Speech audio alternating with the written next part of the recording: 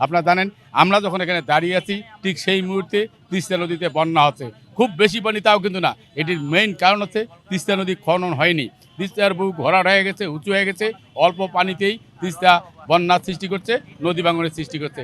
এজন্য আমাদের দাবি যে তিস্তা মহাপরিকল্পনা বাংলাদেশ পানি উন্নয়ন বোর্ড এবং চায়না পাওয়ারের মধ্য দিয়ে গড়ে উঠেছে, তৈরি হয়েছে, সেই তিস্তা মহাপরিকল্পনা বাস্তবায়নের জন্য আমরা এই দাবি বছরের পর বছর করে আসছি। আজকেও আমরা সেই দাবিতে আছি এবং পাশাপাশি যারা বন্যার্ত মানুষ, যারা আজকে পানিবন্দী আছে, বাড়িঘরে পানি উঠেছে, তাদের দৃষ্টি দেওয়ার জন্য আমরা এই মানববন্ধন থেকে সে আহ্বানও রাখছি। সাধারণ কৃষিজীবী মানুষদের যে ক্ষতি হচ্ছে, বারবার তারা বন্যা কবলিত অবস্থায় তাদের সব কিছু হারাচ্ছে, সেই অধিকারটা ফিরে পাবে।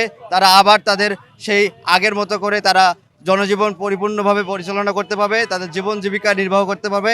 এই দিক থেকে আমরা সবাই এক হয়েছি আজকে তিস্তা মহাপরিকল্পনা জোর দাবি জানাচ্ছি এটা বাস্তবায়ন করার জন্য। আমরা তিস্তা পাড়েরবাসী এবং আমরা তিস্তার ক্ষয়ক্ষতির ভুক্তভোগী মানুষ। আমরা এখানে মানববন্ধনে দাঁড়াইছি তিস্তা নদী উত্তর প্রধানপথের রংপুর বিভাগের দুঃখের কারণ।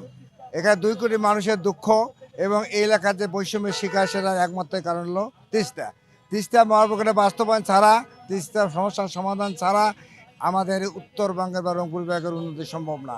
আজকে মাননীয় প্রধান উপদেষ্টা জাতিসংঘে গিয়ে যে 3 শূন্যের ধারণা দিয়েছেন, তার 1 নম্বরে হলো দারিদ্রতা দূরকরণ। রংপুর বিভাগের মতো দারিদ্রতা বাংলাদেশে কোথাও নেই। একটা উদাহরণ দেবো, নারায়ণগঞ্জে দারিদ্র্যের হার 3%, কুড়িগ্রামে দারিদ্র্যের হার 77.8%, দিনাজপুরে 64%, রংপুরে 46%।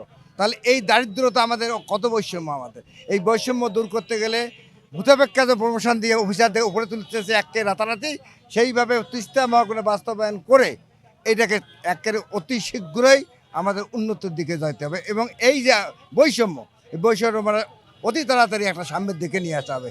আজকে বৈষম্য বিরোধী আন্দোলন করে বাংলাদেশে একটা যে ঘটনা ঘটছে, পৃথিবীর ইতিহাসে এটা বিরল, শতবর্ষ এই ঘটনা থাকবে। কাজে এই বৈষম্য শিকার হলো উত্তরবঙ্গের এই রংপুর বিভাগ।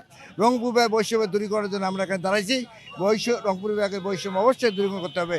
মাননীয় প্রধান উপদেষ্টা এবং এই অন্তর্বর্তী সরকারের কাছে আমাদের দাবি, আপনারা তিস্তা মহাপরিকল্পনা এবং তিস্তা নিয়ে গবেষকদের নিয়ে বৈজ্ঞানিক পদ্ধতিতে কীভাবে তিস্তা সমস্যার সমাধান করা যায়